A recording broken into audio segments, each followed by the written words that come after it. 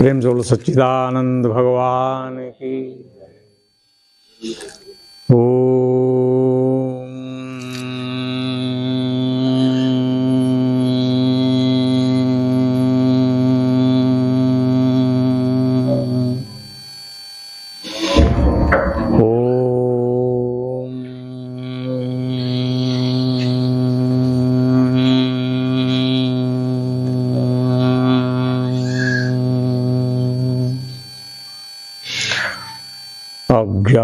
अज्ञानतिम्रान्धस्य ज्ञानाञ्जनशलाकया चक्षुर्मिलितमेन तस्मै श्रीगुरुवे नमः।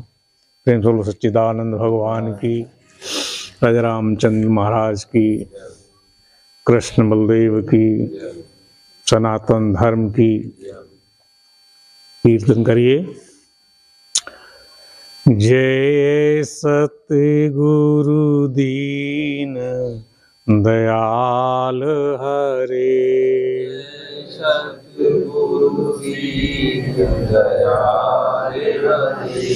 जिन्हने भव सागर पार करे, भव सागर पार करे। जब सुने ज्ञान के वचन भरे, सुने ज्ञान के वचन भरे। दुख देने वाले कष्ट टरे, दुख देने वाले कष्ट टरे। जय सतगुरु दीन दयाल हरे। जय सतगुरु दीन दयाल हरे। प्रेम से बोलो सच्चिदानंद भगवान की। अर्चनीय, वंदनीय, प्रातः स्मरणीय, जगत निहंता की चरण शरण में विराजमान, समुपस्थित मेरी आत्मा में विराजमान बंधुओं, माताओं और बच्चों, सौभाग्य से मनुष्य का शरीर मिला। मनुष्य का शरीर बहुत सराहनीय है। जिस ईश्वर ने संसार की रचना की, उसने श्रीमद् भागवत के आधार पर यह बात कही जा रही है, सृष्टवा पुराण विविधान जन शक्तया शरी सर्प पशून खगदंश मत्स्यान तैस्तैरतुष्ट हृदय पुरुषम विधाय ब्रह्म बलोक धीषणम मुदमाय देवा। ये मंत्र आया, श्लोक आया श्रीमद् भागवत में। बताया गया कि ईश्वर ने अपनी माया से, किससे? अपनी माया से नाना प्रकार के शरीर बनाए। रेंगने वाले कीड़े, उड़ने वाले पक्षी, वृक्ष लताएं, पशु, बहुत कुछ बनाया। तो जो कुछ भी बनाया उसने, उस सबको देखा और देखने पर कोई प्रसन्नता नहीं हुई। भगवान को मने कोई प्रसन्नता नहीं हुई। तो फिर उन्होंने और रचना रची। क्या रची? मनुष्य शरीर। क्या बनाया? मनुष्य का शरीर। तो मनुष्य शरीर जब बनाया तो बनाकर भगवान सराहना करने लगे, क्या हो आश्चर्य है, ये मैंने कैसा पुतला बना दिया। ब्रह्म बलोक धीषणम मुदमाय देवा। ये परमात्मा को भी जान सकता है, प्राप्त कर सकता है, ऐसा ये शरीर बनाया। तो इसको देखकर भगवान प्रसन्न हो गए और फिर कुछ नहीं बनाया, बनाना बंद। सृष्टि की रचना बंद हो गई। किसको बनाने के बाद? तो इसको अंतिम रचना कहते हैं, अंतिम शरीर कहते हैं। तो इस शरीर को पाकर फिर संसार में व्यक्ति को लौटना नहीं होता। जिस प्राणी को ये संसार प्राप्त होता है और संसार में मनुष्य शरीर प्राप्त होता है, तो उसका ये अंतिम जन्म होता है, ऐसा भागवतकार का मत है, ऐसा ईश्वर का विधान है। समझे? दुर्लभम मानसो देहो, मनुष्य शरीर दुर्लभ है, पर कहा क्षण भंगुरा। मानसो देह दुर्लभ है, मनुष्य शरीर दुर्लभ है, पर कहा क्षण भंगुरा, क्षण भंगुर है। किस क्षण में भंग हो जाए कुछ पता नहीं, अभी के अभी अगला क्षण मृत्यु का है। भले ही आप जीवित रहें, क्षण मात्र में ये भंग होने वाला शरीर है, पर दुर्लभ है। तो इसलिए आपको ये शरीर मिला है। तो ये शरीर उस व्यक्ति को मिलता है, उस प्राणी को मिलता है जिसको फिर जन्मना नहीं होता, जन्मना नहीं होता। और इसको पाकर फिर जन्मने की इच्छा की तो आप मने आप बहुत बड़ी हानि कर रहे हैं अपनी। क्या कर रहे हैं? आपने हानि कर ली अपनी, आपका जीवन व्यर्थ चला गया। यदि आप पुनर्जन्म की वासना लिए बैठे हैं कि भाई इस जन्म में हमने कुछ नहीं कर पाए, हम अगला जन्म लेंगे तो कुछ करेंगे, तो ये फिर हानि है आपकी। इसलिए हमने क्या करना चाहिए? हमें आगे जन्म नहीं लेना है, आगे हमें जन्म नहीं लेना है। तो ऐसा हमारा विचार होना चाहिए सबसे पहला। और दूसरी बात, ऐसा कोई कर्म नहीं है कि जिस कर्म को आप कर लें तो उस कर्म से मनुष्य शरीर मिल जाएगा, ऐसा कोई विधान नहीं है। आप यदि शुभ कर्म करने वाले हुए तो सर्वे यते पूर्णलोका भवन्ति, वेद कहता है जितना भी कर्मकांडी है, पूर्ण कर्म करता है, वह पूर्णलोक को प्राप्त होता है। कहाँ जाएंगे आप? जैसे एक शब्द में स्वर्गलोक कहा गया, किसे कहा गया? देवलोक को क्या कहा गया? स्वर्गलोक। तो वहां आपने जैसा पुण्य किया है उस लोक में आप चले जाएंगे। और छीणे पुण्य मृत लोका विसंति, जब तुम्हारा पुण्य आप भोग लेंगे, समाप्त हो जाएगा, तो इस धराधाम पर लौट आएंगे आप। फिर ये जरूरी नहीं है कि आपको फिर मनुष्य शरीर मिलेगा। शुभ कर्म का फल माने पूर्ण कर्म का फल आप किसी भी योनि में भोग सकते हैं। क्या समझे? आप पशु की योनि में चले गए तो उस व्यक्ति के यहां जाएंगे जो बहुत सेवा करता होगा पशु की, आप वहां जाएंगे, क्यों? आप अपना पुण्य भोगेंगे। आपके नीचे पंखा चलेगा, मैटी पड़ी होगी, हरा चारा, अच्छी सानी, समय पर पानी, सब आपको एकदम साफ सुथरा रखा जाएगा। ये आपका पुनीत कर्म का फल होगा, पशु योनि में भोगेंगे आप।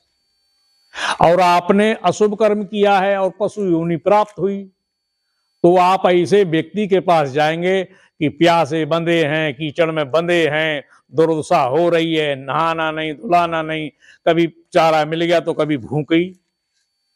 तो ये पशु योनि में आपके अशुभ कर्म का फल आप उस योनि में भोगेंगे। कुत्ते का जन्म मिल गया तो आप हवाई जहाज में बैठ सकते हैं, और कारों में तो घूम ही रहे हैं। लेकिन वो कौन घूम रहे हैं? पूर्ण कर्म किया है और वो फल कुत्ते की योनि में भोग रहे हैं, बिल्ली की योनि में भोग रहे हैं। क्या समझे? और अशुभ कर्म किया है तो डंडे खाते घूम रहे हैं और बर्तन चाटते घूम रहे हैं। तो कहने का तात्पर्य है कि आप शुभ कर्म का फल किसी भी योनि में भोग सकते हैं, मिलता है। तो मनुष्य योनि ही उसके लिए अनिवार्य नहीं है कि हमने शुभ कर्म किया तो हमें मनुष्य शरीर ही मिलेगा, ऐसा कोई नियम नहीं है।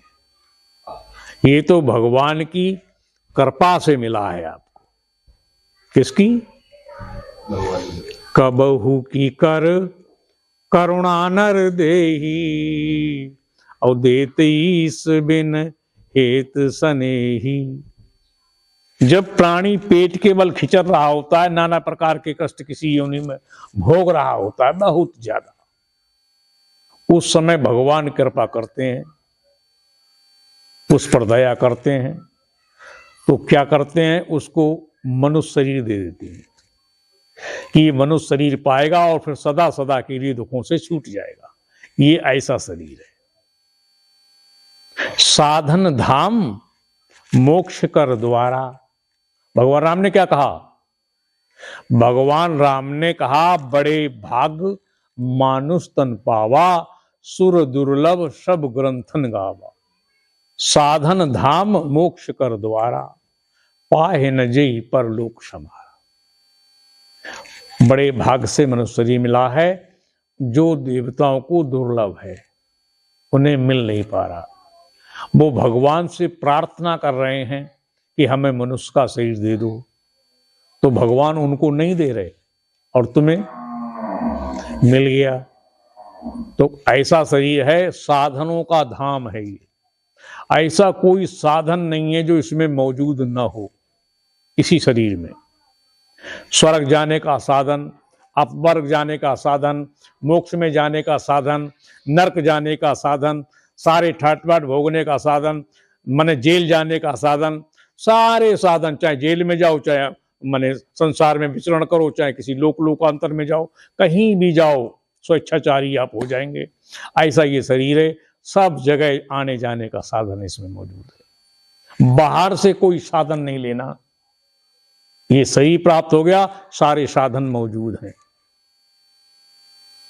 मोक्ष का द्वार, ये कौन द्वार है? मोक्ष का। तो मोक्ष का दरवाजा है ये। इसमें से आपको निकलना है तो भगवान के पास जाना है। किसके पास जाना है? इस दरवाजे से अगला कदम कहां जाएगा? जहां परमात्मा का निवास है,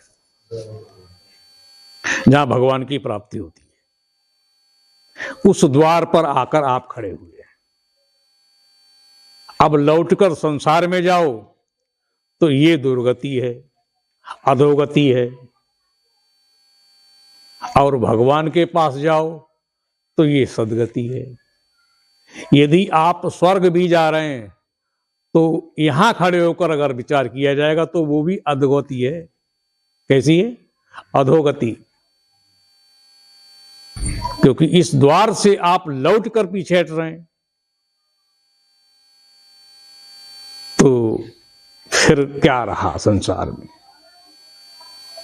इसलिए मनुष्य को चेतावनी दी, ये है चेत, माने ये तुम चेत जाओ, हे मनुष्य तुम समझ जाओ, सावधान हो जाओ।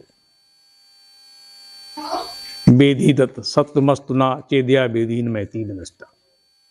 यदि शरीर के रहते रहते आप उस सत्य परमात्मा को जान गए तो आपका कल्याण हो गया, और यदि न जान पाए तो फिर लोकों में शरीर धारण करना पड़ेगा, नाना प्रकार के कष्ट भोगने पड़ेंगे। तो संसार में हम कष्ट न भोगें, तो यहां इस द्वार पर हम खड़े हैं। ये वो द्वार है जिसके लिए भगवान ने कहा, सदग्रंथों ने कहा, गुरु ने कहा, संत महात्माओं ने कहा, तो सबने यही बात कही। हमें क्या करना चाहिए?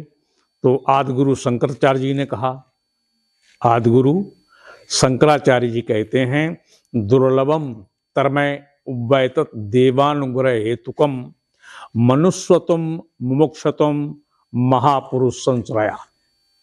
क्या कहते हैं? दुर्लभम, त्रमय, तीन चीजों को, त्रय माने तीन, तीन वस्तुओं को, तीन चीजों को दुर्लभ बताया। किसने? आदि गुरु शंकराचार्य जी। कहा क्या? मनुष्यतम, मनुष्य शरीर, मुमुक्षु माने मोक्ष की इच्छा, तीसरा महापुरुष का संग, ये दुर्लभ है। मनुष्य शरीर दुर्लभ है, पर ये तो आपको सुलभ हो गया, मिल गया। अब दूसरी वस्तु क्या आपके पास है दुर्लभ? मोक्ष की इच्छा। मोक्ष की इच्छा यदि आप कर लें तो ये आपके बस की बात तो है, असंभव जैसी नहीं है, पर है बहुत मुश्किल तुम ये इच्छा कर पाओ। पूरी करना तो बहुत बड़ी बात है, ये इच्छा करना ही तुम्हारे लिए बहुत बड़ी बात है। हवाई जहाज में बैठने की इच्छा कर सकते हो, क्या समझे? धन प्राप्ति, पुत्र प्राप्ति, दुनिया की सब कुछ पाने की इच्छा कर सकते हो, पर मोक्ष की इच्छा करना तुम्हारे लिए बहुत बड़ी कठिन बात है। एक प्रकार से चैलेंज है। क्या है? चैलेंज को क्या कहते हैं? चुनौती। क्या कहते हैं? चुनौती। तुम्हारे लिए चुनौती है ये। दूसरी भाषा में क्या कहते हैं? माने शास्त्रों ने, ऋषियों ने खम ठोक दी तुम्हारे ऊपर कि तू करके देख, ऐसा कर नहीं पाएगा। भगवान दत्तात्रेय ने अपने अवधूत गीता में सबसे पहला श्लोक कहा। क्या कहा? वो कहते हैं कि ईश्वरानुग्रह देव पुंसाम द्वैत वासना महाभय परतीणा द्वैत त्रिनाम उपजायते। मने ईश्वरानुग्रह देव पुंसाम द्वैत वासना, ईश्वर की कृपा से। किसकी? भगवान की कृपा से मनुष्य के हृदय में अद्वैत वासना उदय होती है। भगवान जब कृपा करते हैं तो ये इच्छा तुम्हारे में परमात्मा को जानने की तब उत्पन्न होगी, भगवान की कृपा से। महाभय परत्रीणाय मने बड़े भय, बहुत बड़े बड़े भयों से बचाती है इच्छा।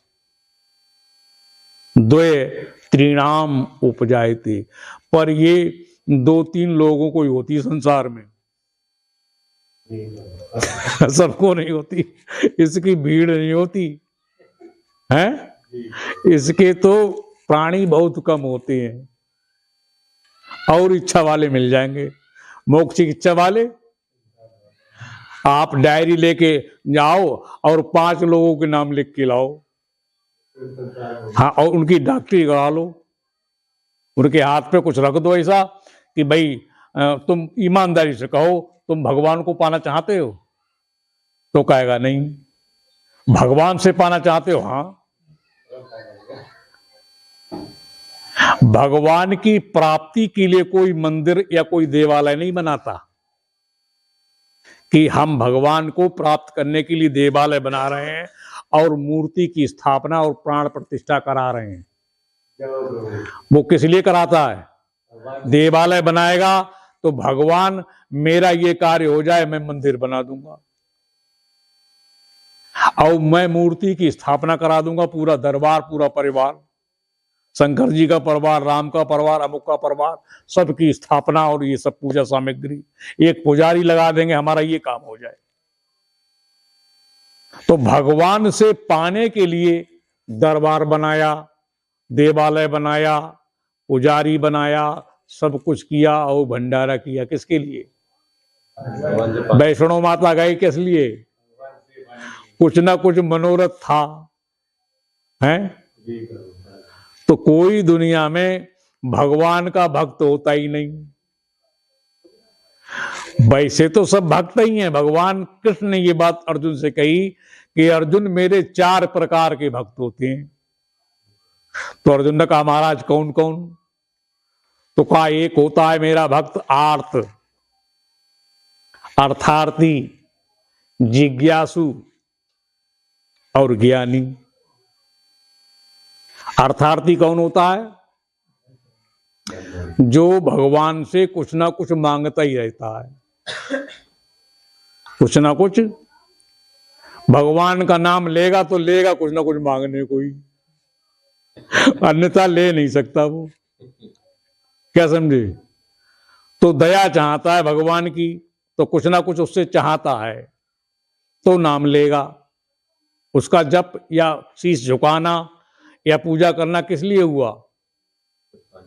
कुछ पाने की इच्छा लिए बैठा है। दूसरा होता है आर्त, संकट पड़ने पर भगवान को याद करता है और संकट ना पड़े तो याद ही नहीं करेगा। वह दूसरी श्रेणी का। किस दर्जे का? दूसरे दर्जे का, माने दूसरे नंबर वाला है वो, दूसरी कैटेगरी का है। जो संकट पड़ने पर भगवान को याद करता है, भजता है, पूजता है, तो वह संकट टला तो भगवान भी टले, संकट आया तो भगवान की आराधना शुरू, और संकट गया तो भगवान का विसर्जन है। क्या समझे? ये दूसरी श्रेणी का है। तीसरी श्रेणी का है जिज्ञासु, जो केवल भगवान को चाहता है, भगवान से नहीं चाहता। किसे चाहता है? केवल भगवान को चाहता है और भगवान से नहीं चाहता, वह जिज्ञासु है। और भगवान ने कहा वो इस पृथ्वी में मुझे सबसे ज्यादा प्रिय है। क्या कहा? वो मुझे सबसे ज्यादा प्रिय है। तो ये बात कही, ये भजन तु माम भक्तया मई ते ते सुचापहम। जो भक्त मेरा भजन करता है, मेरी बात समझ रहे हैं कि नहीं? भगवान कह रहे हैं तो वह मई ते ते सुचापहम, वह मुझ में है जो मेरा भजन करता है और मैं उसमें हूं। क्या अर्थ हुआ? मोको भजे भजो मैं ताको। तो भगवान किसका भजन करता है? जो उसका भजन करता है। वो इस सृष्टि में भगवान को सबसे ज्यादा प्यारा है। फिर चौथा ज्ञानी। भगवान कहते हैं ज्ञानी तो साक्षात मेरा ही स्वरूप है, उसके चरणों की धूलि का मैं अपने मस्तिष्क पर, बदन पर अनुलेपन करता हूं, वो तो मेरा ही स्वरूप है। तो ये चार प्रकार के भक्त हैं भगवान के। आप किस प्रकार के हैं तो आप अपना कंपेयर कर लो, तालमेल देख लो खोल के अपने को कि हम इस श्रेणी के कि इस वाले के हैं। मांगने वाले हैं, संकट पड़ने पर भगवान को याद करने वाले हैं, या भगवान को चाहते हैं, या भगवान का ज्ञान हो गया आपको, भगवान प्राप्त हो गया आपको। तो किस प्रकार के हैं? ऐसा भगवान ने कहा चार प्रकार के मेरे भक्त हैं। तो ये समझते हुए हमने ये बात समझनी है। तो ये समझने के लिए वेद शास्त्रों का उपदेश मनुष्य के लिए है, किसी देवी देवता या पशु पक्षी के लिए नहीं। इसका उपदेश संत महात्माओं का, गुरु पीरों का, देवी देवता अवतारों का उपदेश किसके लिए है? मनुष्य के लिए है। वेद का उपदेश किसके लिए है? मनुष्य के लिए है। और आप कौन हैं? तो मनुष्य शरीर के नाते से आप मनुष्य हैं, तो मनुष्य का शरीर मिला हुआ है आपके लिए, और इस सब बात को आप ना समझ पाए, मोक्ष की इच्छा ना कर पाए, तो आपका तो जीवन ही व्यर्थ चला गया। क्या समझे? तो भगवान की कृपा होती है तो थोड़ा तुम्हारा भी बल लगे। अब देखना यहां पर इतनी बात और समझनी है, तुम्हारे में इच्छा शक्ति है कि नहीं?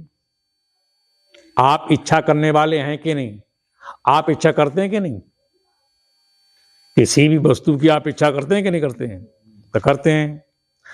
तो यहां तक सब्जी आज क्या खाएंगे वो भी इच्छा करोगे। बोलो, पूड़ी खानी के पराठा, तो तुम्हारी इच्छा पर निर्भर है। अब इच्छा कर लो और कर्म ना करो, क्या करें?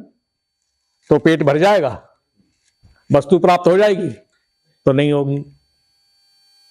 इच्छा करें और कर्म ना करें तो इच्छा पूर्ण नहीं होगी। होगी? तो नहीं होगी। और हम बिना इच्छा किए कर्म नहीं कर पाएंगे। हम कर्म करे बैठे बाद में इच्छा करें, पहले हमारे में क्या होता है? इच्छा होती है, इच्छा के बाद कर्म होता है। क्या समझे? तो आलसी लोग कौन होते हैं? इच्छा तो करते हैं, कर्म नहीं करते, तो उनको संसार में कुछ प्राप्त नहीं होता। इच्छा करो, उसके लिए फिर प्रयास करो, जबरदस्त प्रयास करो, आपकी इच्छा पूर्ण होगी अवश्य। क्या समझे? तो ये तो है, आपको संसार में जो भी कुछ प्राप्त करना है उसके लिए इच्छा भी है और कर्म भी करना पड़ेगा। भगवान की प्राप्ति में कर्म का कोई लेना देना नहीं है। कर्म पूरी तरह निषेध, ना कर्मणा ना प्रजया धनेन त्यागे नैकम अमृतत्व मानसु। वेद कहता है ना कर्मणा, कर्म से नहीं, कर्म का निषेध। ना प्रजया, संतान से भी मोक्ष की प्राप्ति नहीं होगी। ना कर्म से परमात्मा मिलेगा, ना संतान से। धनेन, ना धन से, तो किससे मिलेगा? इनसे तो नहीं मिलेगा, फिर मिलेगा किससे? तो कहा त्यागे नैकम अमृतत्व मानसु। केवल एक त्याग से अमरता प्राप्त है। त्याग कर दो, केवल एक त्याग। अब त्याग क्या करोगे? कर्म का निषेध है, कर्म को छूना ही नहीं है, अब त्याग कैसे करोगे? अगर जहर खाओगे तो कर्म हुआ, फांसी लगाओ तो कर्म हुआ। बोलो, कैसे क्या त्यागोगे? वस्तु किसी को फेंक को दोगे तो भी कर्म होगा, छोड़ के जाओगे तो भी कर्म होगा। तो इसी संसार में आपको बिना कर्म किए परमात्मा को पाना है, उसका नाम त्याग है।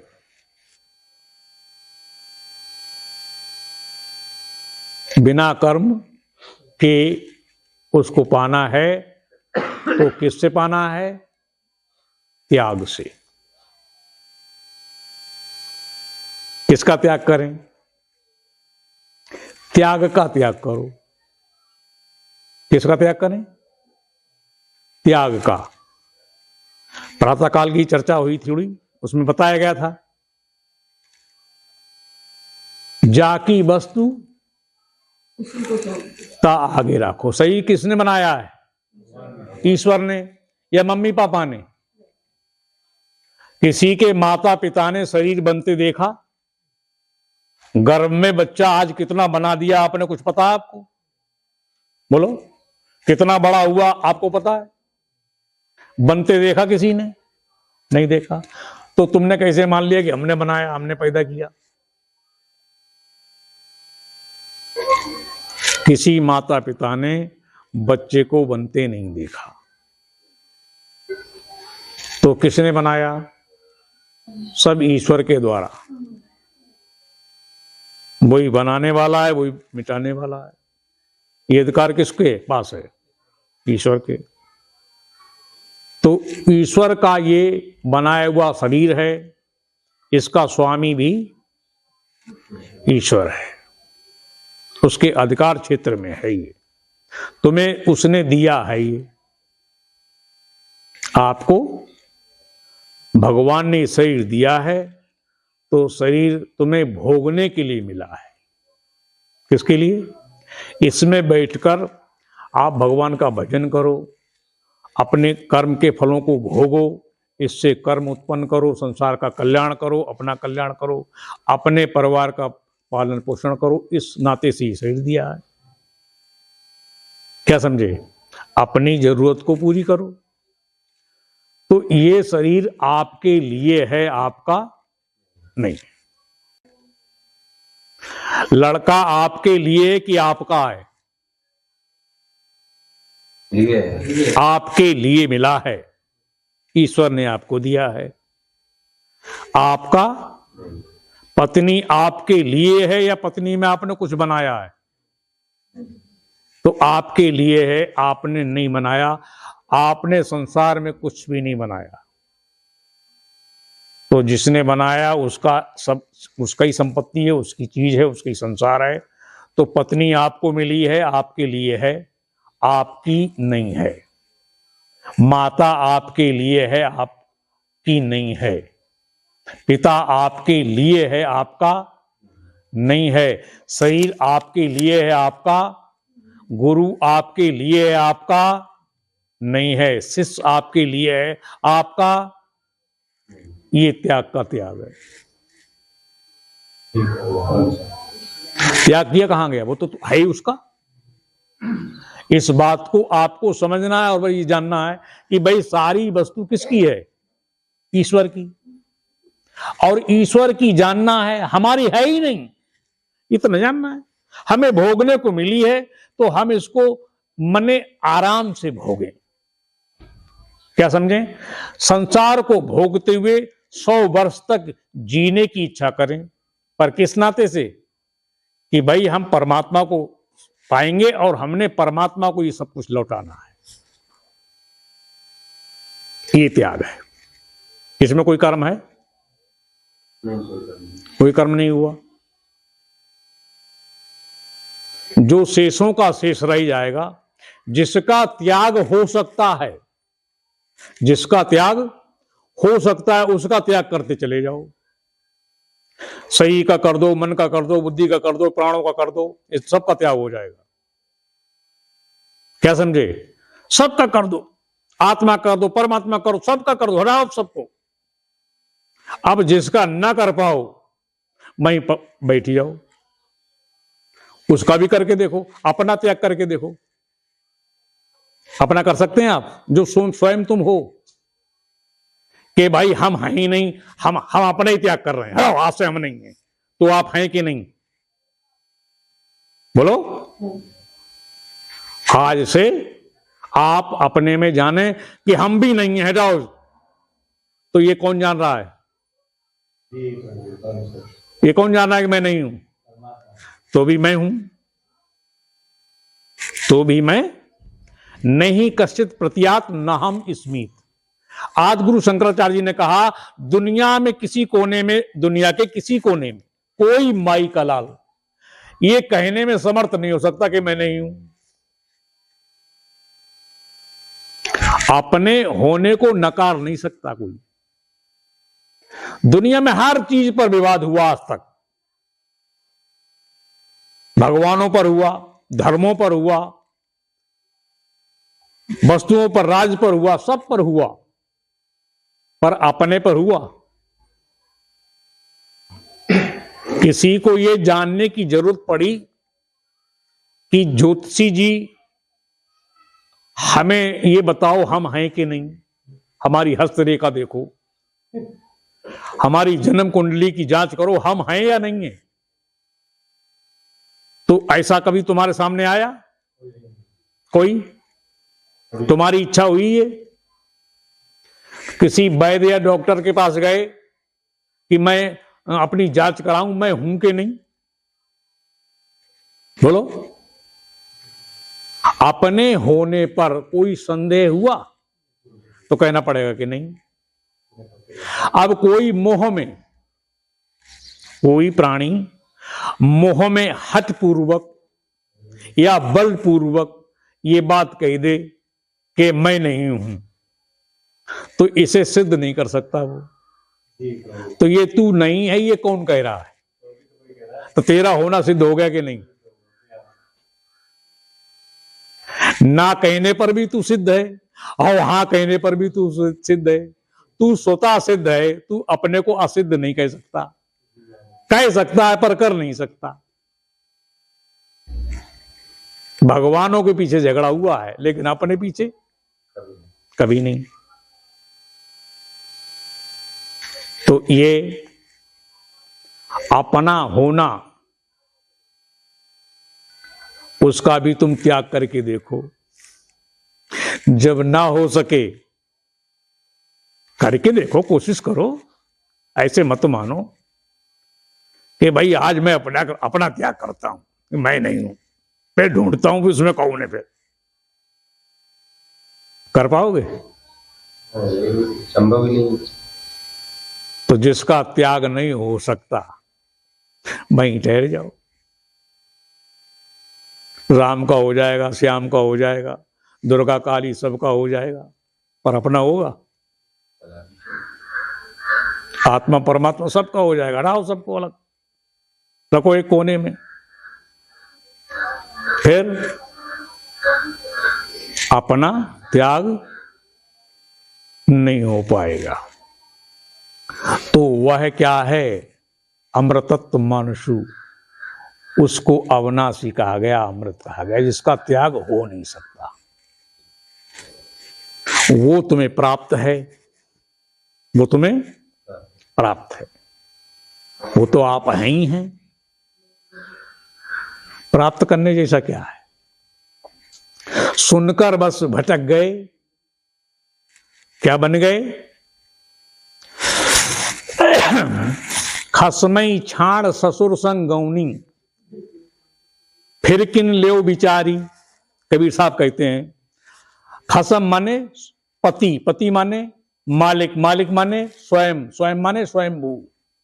मैं स्वयं अपने को छोड़ दिया मैंने। खसमई माने, खसम माने कौन? मैं हूं स्वयं। खसमई छाड़ ससुर संग गौनी, और ससुर कौन? ये बोलो, ये शरीर कौन है? इसके संग अपना गौना कर लिया कि यही गोरा काला मैं हूं, बच्चा बूढ़ा मैं हूं। अरे फिर से विचार कर लो, ये तुम हो के नहीं? इसको सुन लिया कि यही मामा मौसा और क्षत्रिय ब्राह्मण वैश्य शूद्र, ये घुस गया इसमें, ये सुन के, और यही तुमने मान लिया, मान लिया, अपने स्वरूप से अनभिज्ञ हो गए। और इस मान्यता को तुमने सत्य मान लिया और भटक रहे, रो रहे हो। अब ये बुखार आया सुन के, तो जाएगा कैसे? एक धुना था, कौन था? धुना। धुना समझते हैं? रुई धुनने वाला। तो एक राजा के यहां उसकी पुत्री का विवाह था, तो 100 बैलगाड़ी रुई मंगवाई गई एक बाजार से। तो एक व्यक्ति जो था वो अपनी रजाई भरवा रहा था, धुना धुन रहा था। तो न कहा इतनी रुई कहां जा रही है? तो न कहा राजा की लड़की की शादी है, तो उसमें जाएगी और ये धुन के रजाई बनेगी। धुना बेहोश हो गया। उनने कहा सब मुझे धुननी पड़ेगी, और सन्निपात बन गया, ना सुध आए ना सुध जाए, मूर्छित। अब राजा के सिपाही आए धुना के पास, धुना बेहोश पड़ा। तो महाराज के पास सूचना पहुंची, धुना तो बेहोश पड़ा है। तो उन्होंने कहा वैद्य लगाओ। तो सब हकीम वैद्य लगा दिए, धुना जिंदा ही ना हो, अधमरा पड़ा, न मरे न जिए। लगा दिए, तमाम उपचार शुरू।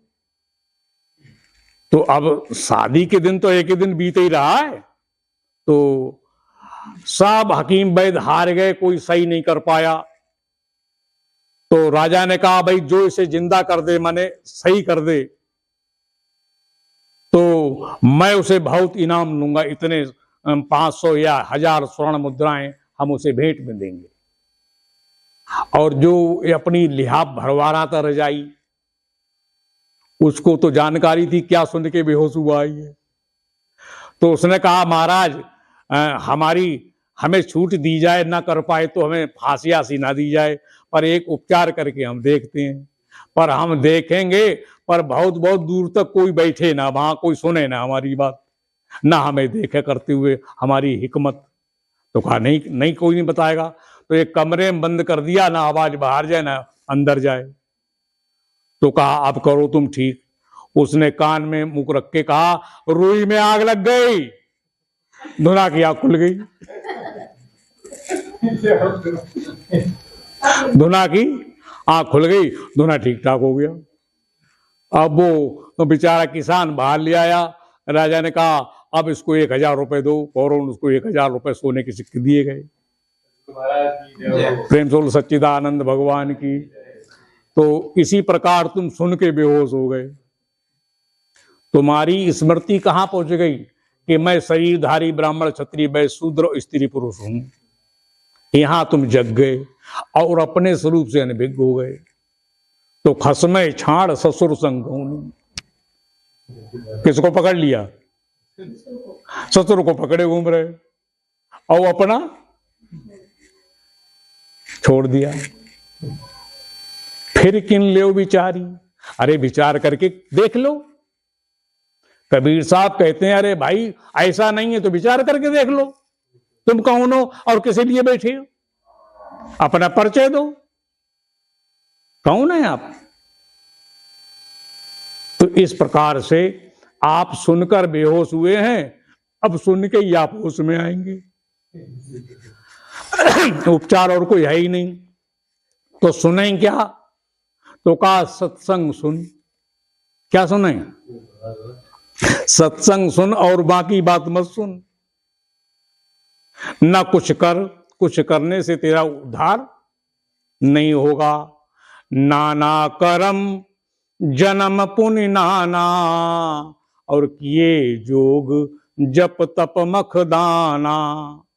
कौन जोन जन्म्यू जह नाही, मैं खगेश भ्रम भ्रम जग माही।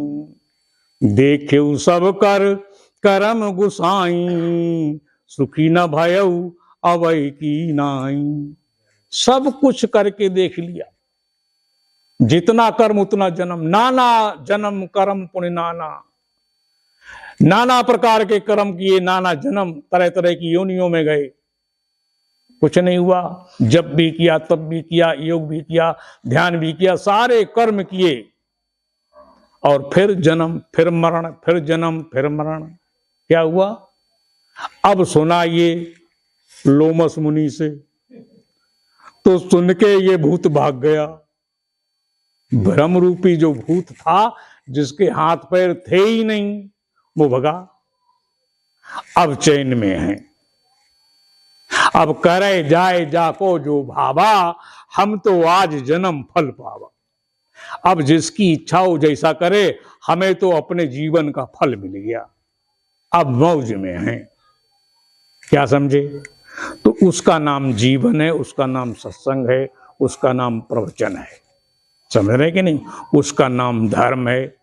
तो सब धर्म, और ये धर्म क्या है कि वो धर्म क्या है? तो कहा भगवान कृष्ण ने सर्वधर्म परित्यज्य माम एकम शरणं व्रज। तू सारे धर्मों को त्याग दे अर्जुन। अब तेरा कोई धर्म नहीं है, ना तू पिता है, ना पुत्र है, ना क्षत्रिय, ना ब्राह्मण वैश्य शूद्र है। तू कोई है ही नहीं, ऐसा अपने को जान, और तू मेरी शरण में आ जा। मेरी शरण में आने का मतलब क्या होता है? भगवान की शरण में कौन जा सकता है? भगवान किस वर्ण का है? बोलो। भगवान की शरण में अगर आप जाएंगे, भगवान राम किस वर्ण के थे? क्षत्रिय वर्ण के। तो फिर भिलनी क्यों गई उनकी शरण में? वो तो वो ही जा सकता है जो उस वर्ण का हो, है? तो भगवान किस वर्ण के हैं? भगवान अवर्णीय, कोई वर्ण नहीं भगवान का।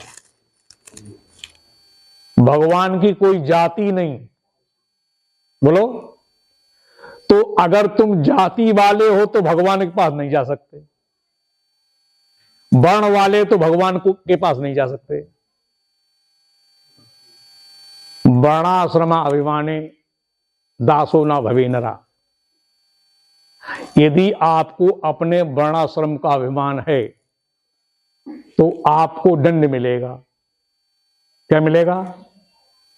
आपकी सजा यह है कि दास हो, अब आप सबके दास बनो, सेवा करो सबकी। दासता क्या है? अब तुम सबकी सेवा करो, अगर वर्ण में हो तो। वर्णाश्रम अभिमाने दासो ना भवे नरा। तो वर्णाश्रम में अगर आप बने हुए हैं तो सबकी सेवा करना आपका धर्म बन गया। समझे कि नहीं? और वर्ण आश्रम से ऊपर उठो, क्या करें?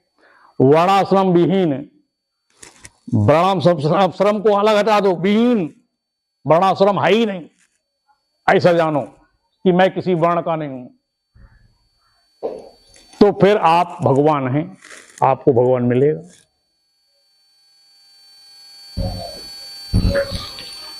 इस प्रकार से परमात्मा तक पहुंचेंगे तो क्या बन के पहुंचेंगे? ब्रह्म सन ब्रह्म अपनोति। वेद का सिद्धांत समझिए, ब्रह्म सन, ब्रह्म होकर ही कोई ब्रह्म को प्राप्त होता है। तो पहले आप ब्रह्म बनो। क्या बने हम? तब ब्रह्म की उपासना करो, ब्रह्म का भजन करो, ध्यान करो, तब ब्रह्म प्राप्त होगा। पहले ब्रह्म तो बनो, तब चिंतन करना। क्या कहा मैंने? ब्रह्म शन ब्रह्म अपनोति। दूसरा सिद्धांत, ब्रह्म वेद ब्रह्मैव भवति। कोई प्राणी पहले क्या करेगा? ब्रह्म वेद, ब्रह्म को जाने। वेद माने जानना, तो ब्रह्म वेद, ब्रह्म को जानो, ब्रह्मैव भवति। ब्रह्म को जानने वाला, ब्रह्म को, ब्रह्म माने जो सब जगह है, सर्वव्यापक है। वेद माने जानने वाला, वेद जानने वाला है, तो जो ब्रह्म को जानने वाला है, ब्रह्म है, ब्रह्म ही भवति होता है। ब्रह्म को जानने वाला कौन होता है? तो ब्रह्म को जानने वाला ब्रह्म ही होता है। तो तुम अपने को व्यापक जानो। ब्रह्म माने व्यापक, जो सर्वत्र है। तो तुम एक जगह को सब जगह, ये सर्वव्यापकता के ज्ञान करो पहले, कि आप यहां आए या किच्छा आए। बोलो, यहां आए कि स्वर्गलोक में हैं? ऐसी कौन जगह है जहां आप इस समय नहीं हैं? इस समय सब जगह हैं आप, पर यहां एक वृत्ति के घेरे में आप फंस गए हैं, और उसमें द्वार जो मिला हुआ है उसी द्वार पर खड़े हैं आप। इस द्वार से निकाल नहीं तो है। ऐसा ये दुर्लभ शरीर है। तो उसको जब तक जानने की इच्छा नहीं करोगे, उस परमात्मा को जो तुम्हारे लिए चुनौती है, तब तक वह तुम्हें मिलेगा ही नहीं। क्यों मिलेगा? उसमें इच्छा महत्वपूर्ण है। क्या करें भगवान को पाने के लिए? मात्र वेदांत दर्शन का पहला सूत्र है, अथातो ब्रह्म जिज्ञासा। परमात्मा को पाने की जिज्ञासा ही परमात्मा की प्राप्ति का कारण है, और कुछ नहीं। तो जब से परमात्मा नहीं मिलता, तब से परमात्मा नहीं मिलता। उपासना, ध्यान, समाधि से परमात्मा नहीं मिलता, और मिलता भी है तो नकली भगवान। कौन भगवान? नकली भगवान मिलता, असली भगवान नहीं मिलता। असली भगवान तो तुम्हारे पास पहले ही होता है सबके। उस परमात्मा को पाने की जिज्ञासा आपके लिए चुनौती है। तीसरा, महापुरुष संश्रया, महापुरुष का संग। किसका? महापुरुष कौन है? दुनिया में सब पुरुष है तो महापुरुष कहां से आ गया है? महाशब्द क्यों लगा है? नहीं, उसको समझना ये है, उसमें ये बात समझाई गई है, उसको समझना है। मने जो शरण में आ जाए, जो सहसा दधात भीत महात्मा। वेद शास्त्र क्या कह रहे हैं? सहसा दधात भीत महात्मा। जो शरण में आए हुए प्राणी को भय से रहित कर दे, अभयता प्राप्त करा दे, उसे महात्मा कहते हैं। आप किसी प्राणी, किसी संत महापुरुष की शरण में जाएं और वह आपको भय से मुक्त कर दे, तो ऐसा प्राणी महापुरुष कहलाता है, महात्मा कहलाता है। और दुनिया में सब भय में डालने वाले लोग हैं। क्या करेंगे? भय में तो आप ही हैं और भय बढ़ा देगा कोई। दुनिया कितनी मक्कार है बताइए। आपके ग्रह दशा देखेगा और 1.25 मन अनाज तो ले ही लेगा। बोलो, इतना तुला दान, और इतना बता देगा ये सब, इतना दान करो, इतना कपड़ा, इतना वस्त्र दान करो, इतना ये करो, इतना वो करो। भाव तो कुछ बता देगा तो कुछ तो करोगे ही, तो उतना करोगे तो इतना सब करेगा वो। तो तुम्हें भय में डाला कि नहीं है? और भय में आप पहले ही पड़े थे कि नहीं? और भय से बचने के लिए तुमने ये उपाय किया, और फिर भी भयभीत बने रहे कि धन भी चला गया, कहीं काम हो कि ना हो। अब नहीं हुआ तो किसी बड़े ज्योतिषी के पास जाओ। जगह जगह अब भटकना पड़ेगा कि नहीं? दुकानें खुली हुई हैं हर नाके नुक्कड़ चौराहे पर। तो किसी ने कहा भागवत कथा सुनोगे, भागवत कराओगे, जागरण कराओगे, तुम्हारा ये काम पूर्ण हो जाएगा। तो वो भी करा के देख लिया, हुआ फिर भी नहीं। तो किसी ने कहा अरे भाई सत्संग सुनो, तुम्हारा कल्याण हो जाएगा। तो ने कहा यहां भी देख लेते हैं। तो वहां गए तो तुम कल्याण करने के लिए थोड़ी गए, वहां तो अपने मनोरथ से गए। भगवान को पाने की इच्छा फिर भी नहीं हुई। तो जब भगवान को पाने की इच्छा नहीं हुई तो महापुरुष का संग ही कहां हुआ? किसी महात्मा का संग कहां कर पाए आप? महापुरुष का संग तो तब होगा, देखो तुम्हें समझाते हैं, समझ में आ जाए तो समझाएं। बात थोड़ी बड़ी सी है, बड़ी है। देखो समझो, विधि समझो तो समझ जाओगे, नहीं तो नहीं समझ पाओगे। ये जो मने अग्नि को आप जानते होंगे, जानते कि नहीं? अग्नि पूरी तरह तो आप अग्नि को नहीं जानते, ये तो ईमानदारी की बात है। फिर भी उसका तुमने थोड़ा रूप तो देखा ही है। जलती हुई आग को देखा होगा, लकड़ी में आग पहले ही है, उसको देखा तुमने? होती है कि नहीं? लकड़ी में आग पहले ही होती है, पत्थर में आग है कि नहीं? ऐसी कोई वस्तु है जिसमें अग्नि ना हो? सब में है। तो अग्नि आसानी से प्राप्त हो जाएगी। अग्नि तो अग्नि आसानी से प्राप्त हो जाएगी, और सूर्य मुश्किल बात है कि नहीं। सूर्य के पास चले जाएंगे आप पर नहीं जा पाएंगे। तो सूर्य थोड़ा कठिन है। तो अग्नि पूर्व रूप है, सूर्य पर्व रूप है। ये पूर्व और पर्व को तुम नहीं समझ पाओगे। मैं तुम्हें और भाषा में समझा रहा हूं, कठिन और सरल। अग्नि सरल है, या लकड़ी ईंधन इकट्ठा किया और जलाई और अग्नि प्रकट कर ली। पर सूर्य को प्रकट करना कठिन है कि नहीं? तो वो कठिन है और अग्नि सरल है। तो अग्नि और सूर्य की संधि हो जाए, क्या हो जाए? संधि समझते हैं?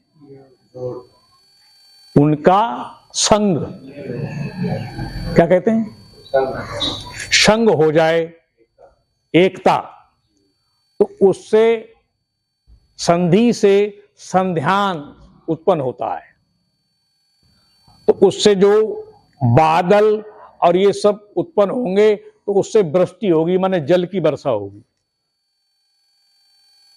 जब सूर्य और अग्नि मिलेंगे तो विद्युत उत्पन्न होगा। तर आकाश में बिजली चमकती है, कौंधा लेती है, तो उससे विद्युत उत्पन्न हुआ। तो समझ लो कि सूर्य और अग्नि का मिलाप हुआ है, एकता हुई है। उससे विद्युत माने चिंगारी निकली और उससे जल की वर्षा होगी। इसी प्रकार से गुरु सरल है,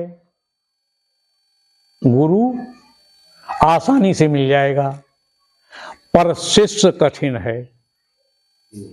मैं ये बात तुम्हें मुंह देखी नहीं कह रहा हूं, वेद शास्त्र की बात बता रहा हूं। शिष्य बहुत कठिन चीज है, शिष्य का मिलना। तो दुनिया में बहुत गिने चुने लोग होते हैं। तो इस प्रकार से गुरु और शिष्य की एकता होती है प्रवचन से। किससे? उसका कारण कौन है? प्रवचन। प्रवचन सुनने से गुरु और शिष्य एक होते हैं। उस एकता से विद्या उत्पन्न होती है, प्रकट होती है। जब एक होंगे ही नहीं तो विद्या उत्पन्न नहीं हो सकती। समझे कि नहीं? अब गुरु और शिष्य पिता पुत्री भी हो सकते हैं, पुत्र और पिता भी हो सकते हैं, बहन बेटी भी, और कुछ भी दुनिया में हो सकते हैं। तो मेरी बात समझ रहे हैं? तो वहां पर वो पिता है और वो बेटी है, तो विद्या उत्पन्न नहीं होगी। क्या होंगे? ये नाम रूप हटाना पड़ेगा, मिटाना पड़ेगा। वहां गुरु भाव लाना पड़ेगा, वहां अपने में शिष्य भाव लाना पड़ेगा। तो गुरु शिष्य की एकता प्रवचन से होती है, बिना प्रवचन के नहीं होती। कारण उसमें प्रवचन होता है, और उस संधि से विद्या उत्पन्न होती है। तो विद्या अपने आप आदान प्रदान हो जाती, तुम्हारे में उत्पन्न हो जाएगी विद्या। विद्या कोई दी थोड़ी जाती है कि भाई हमने निकाली जेब से दे दी तो हम अपने बेटे को और अपने परिवार को सबको बांट दें, अपने रिश्तेदारों को बुलाएं। तुम्हें क्यों बुलाएंगे? हाँ? बात समझे नहीं? तो ये आचार्य संहिता है। क्या है? आचार्य सरल है, आचार्य आसानी से मिल जाएगा, पर शिष्य मुश्किल है। आज्ञाकारी हो, शांत प्रिय हो, समझे कि नहीं? तो ये सारे गुण उसमें हो। प्रातःकाल जल्दी उठने वाला हो, आलसी ना हो, अध्ययन करने वाला हो। क्या समझे? तो ये सब कार्य करने वाला कहां मिलेगा? वो तो अधिकम्मा ही होगा, अपने सोएगा आराम से, जब मर्जी तब जगेंगे। तो ये सब चीजें नहीं मिलती। माने ये गुरु तो मिल जाएगा, आशीष नहीं मिलता। बात समझे कि नहीं? शब्दों में कहा रामायण में, सत्संगत दुर्लभ संसारा, निमिष दंड भर एक उबारा। सत्संग इस पूरी सृष्टि में सबसे दुर्लभ है। फिर और कहा संत समागम हरि कथा, तुलसी दुर्लभ दोए, सुत धारा और लक्ष्मी पापी के भी होए। संतान और धन संपत्ति पापियों के यहां भी हो जाती है। किसके? अधर्मी व्यक्ति होते हैं, उनके यहां संतान भी हो जाती है और धन भी होता है। तो धन से धार्मिक नहीं होता कोई व्यक्ति की उसके पास बहुत धन है, बहुत धार्मिक होगा, उसके पास संतान है धार्मिक होगा, ये कोई नियम नहीं है।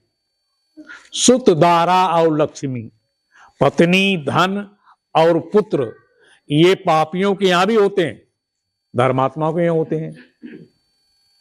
संत समागम हरि कथा, भगवान की कथा और संत के पास जाना और संत का अपने घर पे आना, समागम। तुलसी दुर्लभ दोए, ये दुर्लभ बात है। तो सब कथा सुनते नहीं, सब कथा कराते नहीं, सब संत के पास जाते नहीं, सब संत को बुलाते नहीं, ये दुर्लभ चीजें सबके बस की बात कहां है। तो महापुरुष संश्रया, महापुरुष का संग दुर्लभ है। तो दुर्लभ साज सुलभ कर पावा, करण धार सदगुरु दृढ़ नावा। तुम्हारी जो नौका है, ये मनुष्य रूपी नौका में आप बैठे हैं, भव सागर से पार करने के लिए भगवान ने दी। इसका कर्णधार माने खेबैया कौन होना चाहिए? तो कहा सदगुरु। अब खेबैया माने मल्ला, केवट कौन बने? जो इस नौका से तुम्हें पार भवसागर की कर पाए। तो कहा उसको आप माने सदगुरु को बनाओ। कैसे बनाएं? सदगुरु। तो ये दुर्लभ है, इसको कोई सुलभ कर ले। मनुष्य शरीर मिला हुआ है और मोक्ष की इच्छा भी हो जाए, चलो ये तो तुम्हारे बस की बात है। पर महापुरुष तुम्हें मिल जाए तो ऐसा तुम्हारे बस की बात थोड़ी है। मनुष्य शरीर में तो कुछ लेना देना नहीं, तो मिल गया, अब मोक्ष की इच्छा कर भी लो आप। दुनिया में किसी बिरले की हो भी गई तो महापुरुष का संग मिलना कठिन है। उसको ढूंढने में कई जन्म हो जाएंगे तो आयु क्षीण हो जाएगी, मर जाओगे। गुरु चेले को ढूंढता रहेगा, वो चेला नहीं मिलेगा, चेला गुरु को ढूंढता रहे, मिलेगा ही नहीं। तो कहा फिर क्या करें? कहा बरसो बादल की तरह। क्या करें? बरस जाओ, जहां खाली होगा वहां जल भर जाएगा और ऊसर बंगर में जल मिलेगा ही नहीं। तो जिसके पास खाली स्थान होगा वहां अपने आप भर जाएगा। तू तो अपनी बात कहे जा दुनिया में। गुरु महाराज की जय हो। समझ गए? तो इस प्रकार से अपनी दृष्टि को बदलो। इस संसार में आप आए हैं जिस काम से। राधे श्याम ने कुछ बहुत अच्छी बात कही अपनी रामायण में, थोड़े शब्द तुम्हें सुनाते हैं। उन्होंने कहा, लेते ही जन्म प्राणी को जो कार्य क्षेत्र में लाता है, वह जन्म प्रकृति का दिया हुआ प्राकृतिक धर्म कहता है। फिर एक बार गौर करें इस पर। लेते ही जन्म, बच्चा जन्मा, कौन जन्मा? लेते ही जन्म प्राणी को, जो बच्चा जन्मा है उसको कह रहे हैं जो कार्य क्षेत्र में लाया है। जन्म लेते ही उसका कार्य क्षेत्र क्या है, इस संसार में उसे करना क्या है, ये प्रकृति ने तय किया है। किसने तय किया है?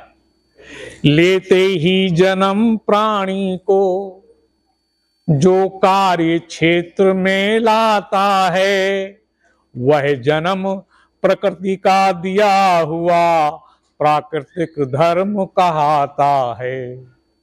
ये प्रकृति का धर्म है। आप जिस क्षेत्र में जन्मे हैं, तो जिस कार्य के लिए जन्मे आपका वही कार्य है। अगर उससे अलग इतर कोई काम करेंगे तो वो आपका कार्य सिद्ध हो ही नहीं पाएगा। तो इस संसार में आपसे क्या कराना है प्रकृति को, वो कार्य आप आसानी से करते चले जाएंगे, होता चला जाएगा आपका। आपकी मन बुद्धि वृत्तियां उसी प्रकार की हैं, पर आपको जानकारी नहीं है। आप देखा देखी कर रहे हैं कि वो ऐसा कर रहा तो मैं भी कर लूं। आप दुनिया से एक अलग हटके आप काम करो, आपकी प्रकृति में जो कार्य है आप अपने आप कर बैठोगे, सब हो जाएगा। पशु पक्षियों को कोई सिखाता है कुछ? बैला घोंसला बनाता है, कोई सिखाता है उसे? कोई पशु पक्षी अपने बच्चों को कुछ सिखाते हैं? कोई पक्षी उड़ना सिखाता है क्या? ये सब अपने आप प्राकृतिक मार्ग बना के नहीं देता, अपना मार्ग स्वयं तय करते हैं सब प्राणी। तुम कहते हो हमें कोई मार्ग बना के दे, हमारा प्लेटफार्म तैयार कर दे तो हम चलेंगे, क्या समझे? तो प्लेटफार्म तुम्हारा तैयार हो ही नहीं पाएगा और तुम मर जाओगे। हम जहां खड़े हैं इस संसार में इतनी जनसंख्या और हो जाए जितनी है, इससे 100 गुनी क्यों ना हो जाए, क्या आकाश भर जाएगा? तो कौन सा पौधा उगने के लिए आकाश नहीं चाहता? तो आकाश पूरी जगह। तुम भी अपनी बात कहो, हम भी अपनी बात कहें, तुमसे हमारा बैर क्या? हमारी वाणी से तुम्हारी वाणी ब्रह्म कहां हो रही है? मैं अपनी बात कह रहा हूं, तुम अपनी बात कह रहे हो, बैर भाव किस बात का? सबके लिए आकाश, सबके लिए अवकाश। अपनी अपनी बात कहो, अपना अपना अनुभव कहो दुनिया में। उसने ये बात कह दी, अरे मैं ये बात अब कैसे कहूं? तो उसकी बात कह गई क्यों? तू अपनी बात कहने आया, उसकी बात कहने आया? बोलो। वेद पढ़ लिया, रामायण पढ़ ली, गीता पढ़ ली, बात कृष्ण की रही, बात वेद की रही, तो तेरी क्या हुई? हम तेरी बात माने, हम गीता ना पढ़ लेंगे? अरे जब मैं गीता सुना रहा हूं तो बात गीता की थोड़ी हो, तो मेरी है। किसकी बात हुई? इस श्लोक गीता में लिखा हुआ है और मैं समझा रहा हूं, तो मेरी बात है, गीता की नहीं, कृष्ण की नहीं है। वो किसकी बात है? ऐसा निश्चय करो, तुमने सुनी मेरी बात नहीं कि तुम्हारी हो गई। जब तुमने सुनी मेरे मुख से, किसकी हो गई? तो तुम्हारी हो गई, तभी तो तुम्हें फल मिलेगा। तुम्हारा ज्ञान फलित क्यों नहीं होता है? तुम्हारा कार्य सिद्ध क्यों नहीं होता है? तुम्हें पता ही नहीं हमने करना क्या है। भगवान की कथा को किसकी कथा समझते हो? अपनी नहीं समझते, और समझना किसकी है? तो फिर कब समझोगे? और इसकी व्यवस्था कौन करेगा? हम करके दें। हम आपको व्यवस्था करके दें, आपके लिए लारी मोटर गाड़ी भेजें, आपके लिए मंत्र भेजें, उस पर चल के आओगे, तुम्हारी दुर्घटना ना हो, तुम्हारा ये ना हो, तुम्हारे सारे काम सिद्ध हो जाए, तब सुनोगे। तो तुम्हारा क्या है? इतनी दूर से तुम्हें क्यों परेशान करेंगे? हम तो अपने नगर मोहल्ले में ना कह देंगे। डंका किस लिए बजाया जा रहा है? जो इसका जिज्ञासु उस तक संदेश पहुंची जाए, वो आ जाए भागकर, उसका इंतजार है। हमने क्यों नहीं दी दीक्षा आज तक? समझते हैं? वेद ने चेला बनाने पर मैंने कहा कि कोई चेला नहीं बना सकता। वेद का ऐसा आदेश नहीं है। वेद का क्या आदेश है? गुरु बनाओ। भाई आप किसी को उपदेश देंगे, तुम्हारी बात सीख के कौन बनेगा? चेला बने गुरु? तो गुरु तो आपका कर्तव्य है गुरु बनाने का, पर तुम गुरु बन ही नहीं पा रहे। तुम गुरु छोड़ो, चेला ही नहीं बन पा रहे। हम कहते हैं तो तुम्हें लज्जा आती, सुनते ऐसे पक गए, अब लज्जा का विषय ही खत्म। तो कहा ये तो प्रवचन चल रहा है, हमारी बात थोड़ी है, ये तो प्रवचन में कहा जाता है। एक अहिर देवता थे, तो उन्होंने कहा अहिरनी से कि हम भी कथा कराएंगे। यादव थे ना, तो उनको पहले अहिर कहते, अब अहिर की जगह यादव कहते हैं। तो हमने यादव कह देते हैं, तुम अहिर से समझो तो अहिर से, और गुस्सा आता हो तो यादव, समझे कि नहीं? तो यादव ने कहा, तो उसकी पत्नी ने कहा कि भाई कथा करा लो, कोई दिक्कत नहीं। पंडित जी के पास गए और अपनी कथा छटवा ली कि अमुक तारीख की तुम्हारी कथा है। पर्चा लिख दिया, सामान आ गया। अहिरनी ने सारा घर लीप पोत दिया, अपना सुंदर बना दिया, बढ़िया पवित्र कर दिया। अब कथा का समय हुआ, पंडित जी आ गए, तो उनने कथा शुरू करो। तो कहा महाराज हमने कभी कथा कराई तो है ही नहीं, और हमें पता ही नहीं शुरू कैसे होगी, हमें बताते रहना। तो भाई ठीक है, चौक पूर के कहा जैसे जैसे हम कहें वैसे वैसे तुम कहो, और जैसे जैसे हम करें वैसे वैसे तुम करो। तो कहा ठीक। और अहिरनी बैठ गई, अहिर देवता बैठ गए। अब वहां पर आहुति डाली गई, हवन हुआ, तो ओम बड़ाई स्वाहा, ओम अग्नाय स्वाहा, सब स्वाहा कराया और कथा शुरू हो गई। तो उन्होंने कहा इतने पैसे दक्षिणा के रखो, तो उन्होंने कहा इतने पैसे दक्षिणा के रखो। तो कहा रखता है कि नहीं? रखता है कि नहीं? अरे बताओ तुझे, अरे बताओ तुझे। वो मारपीट हो गई, वहां पकड़ा धकड़ी हो गई। अब लीप मने एक के ऊपर एक, कभी उसके ऊपर वो अहिर देवता, कभी पंडित उसके ऊपर, कभी पंडित के ऊपर वो। अब वो लिपे से बाहर पहुंच गई। अब अहिरनी ने दोनों के पैर पकड़े, खींच के कहा लिपे में रहो, कथा खराब हो जाएगी, कहीं कथा खंडित ना हो जाए। तो बार बार खींचे, वो बार बार उससे बाहर चले जाए। तो अब पंडित के होश बिगाड़ दिए। वो तगड़ा पड़ा, बहुत तगड़ा था वो, तो और मेहनती था पंडित, पूरी की लपसी। तो लपसी पिघल गई थोड़ी बहुत देर में ही। अब उसने कहा अब क्या करें? पंडित ब्राह्मण जो है बहुत बुद्धिमान था, उसने कहा अब बस बंद करो। तो अहिर देवता बोले अब बस बंद करो, और अपने अपने हाथ अपने अपने समेट के रखो। तो अपने समेट लिए। पंडित ने अपना झोला और सब लिया, और सब सामान और सब चले गए। और पंडितानी से कहा जल्दी से सिकाई कर। बहुत मारा आज तो उसने। अब वो सिकाई उकाई की गई, मने अग्नि से। तो मालिशल इस करके, तेले लगा के, हल्दी बल चूना वूना जो भी कुछ किया होगा। तो कहा वो अहिर सीधा लेके जरूर आएगा, अब तू बदला जरूर लेना मेरा। तो उसने मूसल रख लिया वहां अपने पास में कि आए तो बस मूसल बजाना। अब वो अहिर ने मने अहिरनी ने कहा वो जाओ तुम वो सीधा दे आओ, कथा तो हो गई। तो कहा हाँ बनाओ सीधा। तो खुराक बनाई, आटा चावल और मिर्च और नमक और ये सब, और दक्षिणा उक्षणा रख के और चल दिए। अब उसके घर पहुंचे तो कहा पंडित जी, उन्होंने कहा आ जाओ आ जाओ। तो कहा ये आपका सीधा है, सीधा समझते होंगे। तो वो दे दिया। तो पंडितानी ने संकल लगा दी, दरवाजा बंद। अब मूसल लेके जब डटी तो पंडित ने कहा और इशारा किया और जोर से, तो और जोर से। तो अहिर देवता गिर पड़े। अब गिरे गिरे पिट रहे हैं। तो उन्हें समझ आई कि ऐसा होता ही है। तो इतराज करे ही नहीं और मारे मने भगाई ना। तो खूब जब फूट फाट गए और पंडितानी गई थक। तो कहा आप जाओ। तो वहां से चले, कुंडी खोली और चले आए। और कहा अहिरनी कथा तो बड़ी सरल थी और सीधा बड़ा कठिन है। सीधा बहुत कठिन है। तो बात वही है, कथा तो बड़ी सरल लग रही है पर समझ में नहीं आ रही, समझना बड़ा कठिन। समझना बड़ा कठिन है। तो समझना क्या चाहिए वो तो समझ नहीं रहे, और जो समझना ही नहीं चाहिए वो समझ रहे हो। कथा किसकी है? ये आपकी है।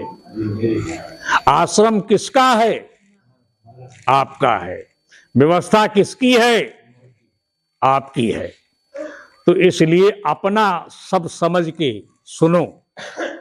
तो यहां किसी राम श्याम की नहीं, तुम्हारी कथा हो रही है। गुरु महाराज की जय हो। तो उसको इस प्रकार श्रवण किया जाएगा तो कथा फलित हो जाएगी अभी के अभी। और तुम उसको टाल ले, अब के बार में हो जाएगी। अरे बहुत समय पढ़ा कर लेंगे। अरे भाई, एक क्षण के लिए सत्संग मिला बहुत है, वो आपका संग है। अब आप उसको संग नहीं ले रहे, उसको समझ नहीं रहे, उससे आप अपनी एकता नहीं कर रहे, सत्य को गैर समझ रहे हो।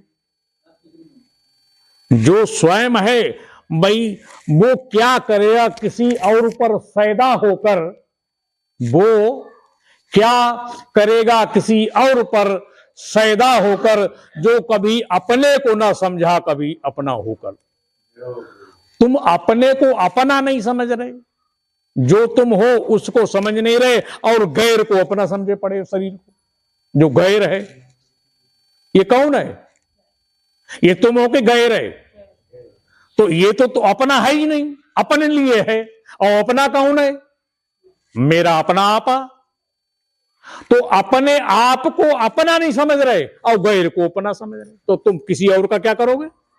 किस पर कर्तव्य, किस पर मेहरबानी? क्या आप धार्मिक और क्या धर्म का निर्वाह कर सकते हैं? कैसे कर सकते हैं बताओ, किस प्रकार करेंगे? आपका कौन सा कर्तव्य पूरा हो सकता है? छोटे से छोटा बताइए। कथा की बात छोड़िए, आप अपने घर में नहीं कर सकते, समाज में नहीं कर सकते, किसी प्रकार से आपका कोई कर्तव्य पूरा नहीं हो सकता, क्योंकि तुम अपने को अपना नहीं समझते और गैर को अपना आपा कहते हो। समझ रहे कि नहीं? देहातम बुद्धिजम पापम तद बद गौ कोटि भी। जो शरीर को अपना आपा कहता है, यही गोरा काला बच्चा बूढ़ा मैं हूं, तो करोड़ों गायों की हत्या के बराबर का पापी है। आत्मा हम बुद्धिजम पुणे ना भूते ना भविष्यति। जो अपने को ऐसा जानता कि मैं शरीर नहीं, मैं आत्मा हूं, मैं अविनाशी हूं, इससे बड़ा पुण्यवान दुनिया में पहले कभी हुआ नहीं और आगे भविष्य में होगा भी नहीं। गुरु महाराज, इससे बढ़कर और पुनीत कर्म कोई नहीं है।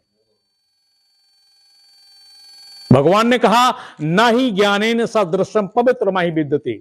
ज्ञान के समान पवित्र करने वाला कोई और है ही नहीं, समान ही नहीं है, उससे बड़ा तो क्या हो सकता है? तो ज्ञान से आप पवित्र हो जाएंगे, जन्म जन्मांतर के पाप भस्म हो जाएंगे। ज्ञान अग्नि दग्ध कर्माण भस्म जाते तक। करोड़ों मन लकड़ियों का ईंधन रखा हो और आग की एक चिंगारी सबको जला देगी, भस्म कर देगी। उसी प्रकार से ज्ञान अग्नि दग्ध कर्माण, ज्ञान के उदय काल में सारा कर्म भस्म हो जाता है। ऐसा वो ज्ञान है, ऐसा ये ज्ञान है, ऐसा कहा गया है वेद शास्त्रों में। वह ज्ञान कब फलित होता है? जब तुम उसे अपना समझो। क्या समझें? ये उपदेश मात्र मेरे लिए है, मेरे भाई या मेरे पिता या मेरे पुत्र को नहीं है। किसको है? मेरे लिए। हर सुनने वाले श्रोता का मात्र इतना ही समझना है, ये मेरे लिए है, मेरे परिवार या समाज के लिए नहीं। अब तुमने सुना, तुम सोच रहे सुनते हुए ये बात कामयाब मिली, अब मैं बताऊंगा अपने मित्र को। तो मित्र के लिए तो तुमने आह्वान ही कर लिया, वो तो उसके पास पहुंचेगी, अब तुम्हारी नहीं रही। अपने लिए सुनो और उसको फिर अंदर थोड़ा सा विश्राम करने दो, तब आप इसको चर्चा में लाएंगे, तब पुनः फिर सुनेंगे अपने मुंह से, तो आपका कल्याण होगा। सरसई ब्रह्म विचार प्रचार। जो विचार सुना है उसका धीरे धीरे खुलासा करोगे तो सारे पर्दे हटते चले जाएंगे। यही प्रचार करना होता है। तुमने अभी सुना और उदाहरण किया ही नहीं, तुमने कहा ये हमारे मित्र के लिए, उसको सुनाएंगे वो बहुत खुश हो जाएगा, इसलिए तुम सुन के गए। तो तुम्हारे पास तो रही नहीं वो कथा, इसलिए फलित नहीं होता। ज्ञान कब फलित होता है? श्रद्धावान लभते ज्ञानम, जब तुम ज्ञान पर श्रद्धा लाओगे। श्रद्धा किसकी होती है? श्रद्धा किसकी होती है? तुम्हारी। श्रद्धा तुम्हारी है। और किस पर है श्रद्धा आपकी? नहीं, जिसको सुनाने जा रहे हो, चुगलखोर। आप कौन है? कान से सुनी दूसरे से कहोगे चुगलखोर हैं आप। गुस्सा तो नहीं आ रही है? हम तो ऐसे ही कह रहे हैं, हम तो वैसे ही मजाक में कह रहे हैं, हो नहीं वास्तव में बताओ। अच्छा, चुगलखोरी है ये, और क्या है ये? यहां सुनी दूसरे के लिए। अरे दूसरे के लिए सुना, अपने लिए सुनो। तो तुम्हारी श्रद्धा ज्ञान पर हुई, तुम्हारी श्रद्धा तो उस पर है, उसको सुनाऊंगा। मेरी बात सुनोगे, किससे कहोगे? उससे कहूंगा जाकर। तो श्रद्धा तुम्हारी वहां है, ज्ञान पर नहीं है, न मुझ पर है। श्रद्धावान लभते ज्ञानम, उसको लाभ मिल जाएगा, लेकिन उतना नहीं मिलेगा, फिर भी मिलेगा, तुमसे ज्यादा मिलेगा। तुमने सुना ही उसके लिए। तुमने व्रत किसके लिए किया? माता अपने पुत्र के लिए व्रत कर सकती है, उसका पूरा फलित होगा। पत्नी पति के लिए कर सकती है। किसी पिता का पुत्र कहीं चला जाए, वो यहां बैठे बैठे रक्षा कर देगा उसकी। ऐसा विज्ञान है। क्या समझे? इस प्रकार से श्रद्धा तुम्हारी किसमें होती है? अटूट। अपने परिवार में, अपने मिलने वाले में। चुगलखोर की श्रद्धा किसमें होती है? अरे वहां बात कहेंगे, ये मौज आएगी आज। ये सब हटाइए। मोहि कपट छल छिद्र न भाव। ये छल कपट भगवान को प्यारा नहीं है। किसके लिए सुनना है? अपने बेटे को सुनाने के लिए नहीं सुनना है, अपनी पत्नी को सुनाने के लिए नहीं सुनना है। किसके लिए सुनना है? अपने उद्धार करना, अपना कल्याण करना है। याज्ञवल्क्य ने अपनी पत्नी को यह ज्ञान नहीं कराया था। बंटवारा किया धन का मैत्रेयी ने और कात्यायनी ने, जब तो मैत्रेयी ने कहा इससे मेरा कल्याण हो जाएगा। याज्ञवल्क्य से ही बात कही तो न कहा कल्याण तो देवी इससे नहीं हो सकता। तो कल्याण किससे होगा? जिससे मेरा कल्याण हो वो वस्तु में मुझे चाहिए, ये धन नहीं चाहिए, ये कात्यायनी को दे दो।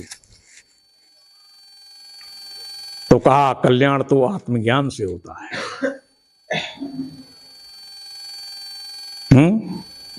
आत्मनस्तु कामाय वित्त प्रिय भवती। हे मैत्रेयी, अपनी आत्मा के नाते से धन प्रिय होता है, धन के नाते से धन प्रिय नहीं होता। मेरा आत्म भाव है उसमें कि ये मेरे इस कार्य में आएगा, इसलिए मुझे प्यारा है वो। धन के नाते से, धन तो बैंक में भरा हुआ है, हम कहें इतना खजाना हमने देख लिया तो हमें प्यारा लगेगा? नहीं लगेगा। कब लगेगा? जब मेरे काम में आएगा। तो किसके काम में आएगा? आत्मनस्तु कामाय वित्त, वित्त माने धन, प्रिय भवती। अपने नाते से, अपने नाते से। किसके नाते से? मेरे अपने नाते से धन प्यारा है। आत्मनस्तु कामाय पुत्र प्रिय भवती। मेरे अपने नाते से पुत्र प्रिय है, पुत्र के नाते से पुत्र प्रिय नहीं कि पुत्र हो गया और हम मौज में रहे। नहीं, पुत्र हमारे काम में नहीं आ रहा, हमें कहां प्रिय होगा? आत्मानस्तु कामाय भार्या प्रिय भवती। अपने मतलब के नाते से पत्नी प्रिय होती है, पत्नी के नाते से पत्नी प्रिय नहीं होती। आत्मानस्तु कामाय सर्व प्रिय भवती। अपनी आत्मा के नाते से सब कुछ प्रिय होता है। अपने मतलब, अपने आत्मा में, अपने मतलब के नाते से सब कुछ प्रिय होता है। सब कुछ के नाते सब कुछ प्रिय नहीं होता। ये उपदेश दिया मैत्रेयी को याज्ञवल्क्य जी ने। क्या समझे? तो ये सब किस नाते से प्रिय हैं? जब हम ही नहीं रहेंगे तो हमें इनसे प्रयोजन क्या रह जाएगा?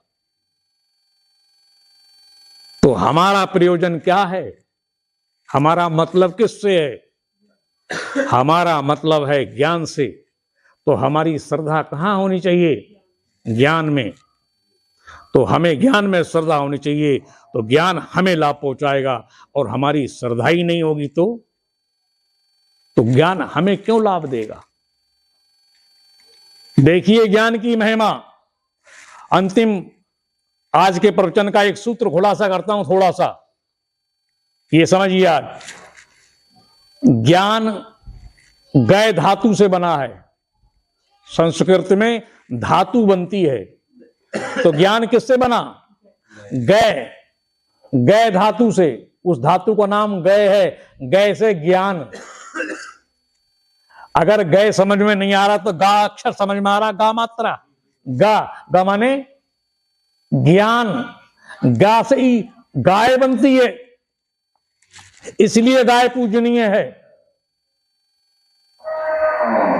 जिसमें गय धातु लग जाएगा वो पूजनीय है। गुरु क्यों पूजनीय है? उसमें गय धातु लग रहा है। गंगा क्यों पूजनीय है? उसमें गय धातु लग रहा है। गायत्री क्यों पूजनीय है? उसमें गय धातु लग रहा है। गंगोत्री क्यों पूजनीय है? उसमें गय धातु लग रहा है। जिसमें गय धातु लग गया वह परम पूजनीय हो गया। उससे बना ये सब। गंगा को पूज रहे हैं तो, गाय को पूज रहे हैं तो गाय को तुम नहीं पाल रहे, गाय की दुर्दशा हो रही है। समझे कि नहीं? गंगा में नरक बहा रहे हैं, ये कौन करेगा? इतना बड़ा समाज इतना नहीं कर सकता। तो श्रद्धा नहीं है, इसलिए नहीं सब कुछ कर सकते हो। इसलिए आपको समझना चाहिए कि जिसमें धातु आ गया वो पूजनीय हो गया, और ज्ञान पर श्रद्धा नहीं। धन पर, मकान पर, दुकान पर, दुनिया भर में श्रद्धा लिए बैठ रहे हो, और कहीं कोई चीज तुम्हारे साथ नहीं जाएगी। अब साथ नहीं है, कल की बात तो दूर है। जिससे कल्याण होगा वह ज्ञान है, वह सत्य है। मिथ्या ज्ञान नहीं, सत्य ज्ञान चाहिए, जिसका कभी नाश ना हो, ऐसा ज्ञान। किसी गलती से अगर पुनर्जन्म भी हो जाए तो ज्ञान पुनः करना नहीं होगा, वो बना रहेगा। तपस्या नष्ट हो जाएगी एक जन्म के बाद, दूसरे जन्म में जन्मोगे तो तपस्या करनी पड़ेगी। ध्यान नष्ट हो जाएगा, योग नष्ट हो जाएगा, ये सब नष्ट हो जाते हैं, पर शरीर छूटने पर ज्ञान नष्ट नहीं होता। इसलिए ज्ञान करो। क्या करें? नहीं ज्ञानेन सदृशम पवित्रमय विद्यते। तो तुम्हें पवित्र करने वाला कौन है? ज्ञान। तुमने लोगों से सुन लिया, अपने घर में, परिवार में दाई ने कह दिया लड़का आया है, तो वो आप मैले हो गए, एक चादर पड़ गई। बुआ आई, भतीजा आया है, एक चादर और पड़ गई। मामा आए, भांजा आया है, एक चादर और पड़ गई। क्या समझे? तो इस प्रकार से सारे जीवन चादर ही पड़ती रहती हैं। और मैली चादर ओढ़ के कैसे द्वार तिहारे जाऊं? भगवान का द्वार कहां मिल जाएगा तुम्हें? ये चादरें पहले हटाओ। अब तुम्हारी चादर खींच दी जाए कि आज से तुम किसी के पति नहीं, तो पत्नी रोएगी। और पत्नी से कह दिया जाए कि आज से तुम किसी की पत्नी नहीं, उसने पति से कहा खबरदार हम तुम्हारी पत्नी नहीं है, अब कहेगा हमारा तो बहुत नुकसान हो गया। अब चादर हटवाना ही नहीं चाहते।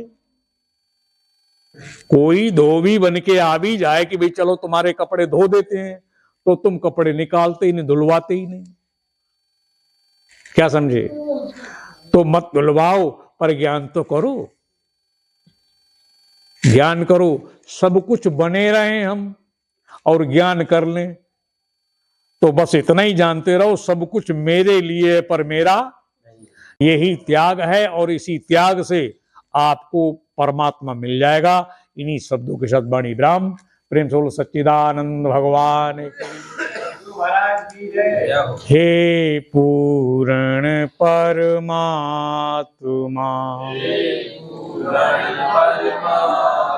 सुखी होए जीवात्मा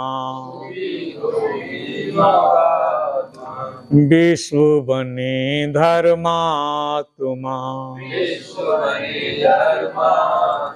बोलो तुम सब मेरी आत्मा हे पूर्ण परमात्मा प्रेम से सच्चिदानंद भगवान की। हाथ जोड़िए, मंत्र बोलिए। सर्वे भवन्तु सुखिना सर्वे भवन्तु सुखिना सर्वे सन्तु निरामया सर्वे सन्तु निरामया सर्वे भद्राणि पश्यन्तु सर्वे भद्राणि पश्यन्तु मा कश्चित् दुःख भाग भवेत्। मा कश्चित् दुःखभाग् भवेत्। हे परमपिता परमात्मा हे परमपिता परमात्मा सब सुखी हो, सब सुखी हो, निरोग हो, निरोग हो, दुखों से आजाद हो, दुखों से आजाद हो। यही हमारी सद्भावना है। यही हमारी सद्भावना है। प्रेम से सच्चिदानंद भगवान की। प्रसाद लेकर आराम से विचरण करिए और जिनको ठहरना है उनके लिए भोजन,